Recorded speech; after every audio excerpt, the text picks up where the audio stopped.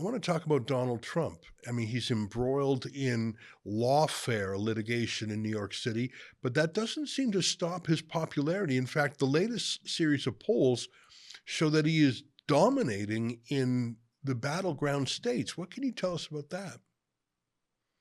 People are very dissatisfied with the leadership of Joe Biden.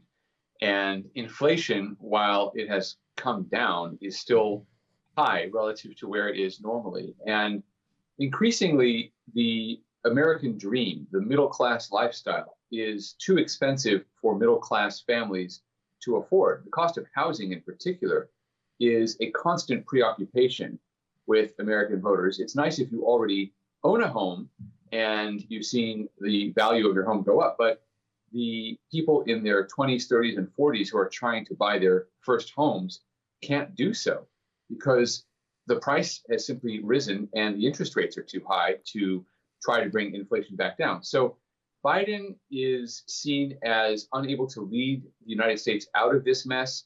People remember that there was little to no inflation when Donald Trump was president. Biden is now going around trying to claim that inflation was 9% when he took office. It was, in fact, just over 1%, between 1 and 2%. It only took off after Biden spent trillions of dollars in excess of what had already been spent during the pandemic. So people have a sense that Biden doesn't know where to lead the country or how. You have something in economics called animal spirits. And this refers in John Keynes's explanation to the simple attitude or posture of the economy. If people are excited about economic growth, if people are willing to take risks and invest in the future, the animal spirits are very positive and they move things in a positive direction. And Donald Trump is very good at animating that. He is prone to hyperbole in many areas of his political and personal life, but that hyperbole actually helps Americans think beyond the present and the difficult circumstances we may face and look toward the future. Biden is incapable of mustering that kind of courage, that kind of confidence among the American people. So even though unemployment is fairly low, which is usually an indicator that the economy is doing well, the persistently high levels of inflation plus the lack of leadership from the White House have convinced many Americans that the economy is very poor.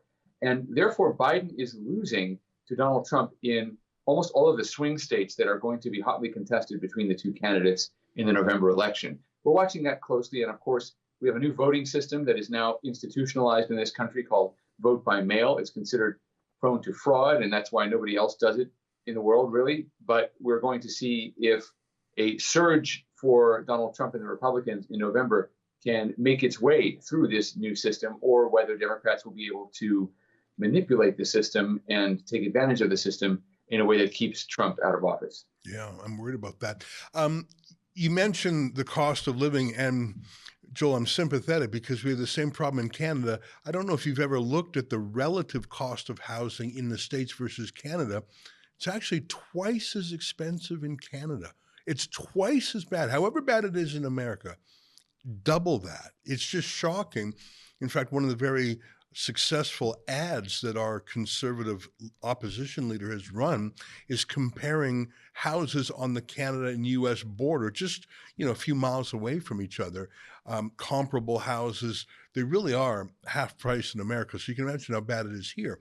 The reason I tell you that is because those 20, 30, and 40 something voters you were talking about, the ones who are having trouble buying a house, starting a family, et cetera, they support the Conservative Party very strongly. In fact, millennials are one of the strongest demographics for the conservative opposition. I contrast that to the United Kingdom, where the youngest voters, I saw a YouGov poll that only 1% of young Brits intend to vote conservative. 1%. What is it like in America? Are young Americans open to voting Republican, or is it still cool to vote for the party of AOC and radical chic? I do think that Biden will still win the youth vote, so to speak, but he is not doing as well as a typical Democratic candidate would do among younger voters. And here, the crisis in the Middle East has really hurt him because even though Americans support Israel over Hamas, 80% to 20%, the percentage is much narrower among younger voters. Younger voters don't understand the history of the Middle East. They don't understand the Holocaust. They don't understand anti-Semitism. They are taken up by the movement to start all these encampments and to fight for a free Palestine. Many can't find Palestine on the map. There are all sorts of hilarious videos of protesters being interviewed about what from the river to the sea actually means, which river and which sea, and often they don't know. But nevertheless, they're caught up in the movement, caught up in the moment, just as in the George Floyd Black Lives Matter protest of 2020. It's a moment when the far left and young people are asserting their primacy within the Democratic Party. And Biden is not responding to that pressure in anything like a constructive way or in any way that can reach out to those people and satisfy their concerns. Maybe that has to do with the concerns they're expressing, which are anti-Semitic and genocidal, and he can't really go there, but he is trying to pressure Israel, and it's not working to persuade young voters to come back to him. So all of the momentum is against him. So he'll probably still win the youth vote, but he's losing a lot of them. And interestingly, in this election, there's no Bernie Sanders type candidate. The past two presidential election cycles on the Democratic side have seen a left-wing candidate or candidates who are the alternatives to the mainstream candidate. Finally, in 2020, it all coalesced around Joe Biden because he was the moderate out of a field of 20 left-wing candidates, even though he himself began to adopt more and more left-wing positions. But this time, there's no Bernie Sanders running. And on this crucial issue of the Middle East, the one prominent candidate to the left of Joe Biden, who's Robert F. Kennedy Jr., is actually pro-Israel. And he's not just pro-Israel, but very articulate about why he's pro-Israel.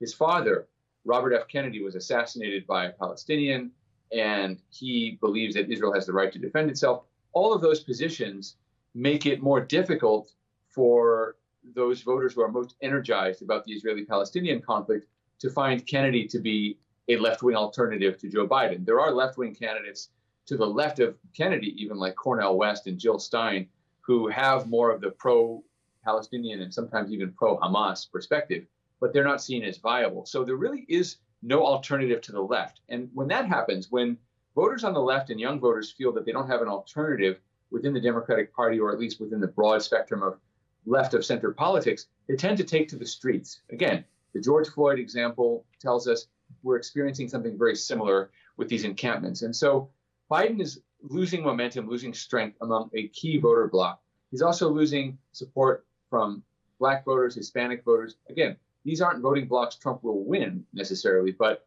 Biden can't afford to lose too many of those voters if he wants to hold on to the White House.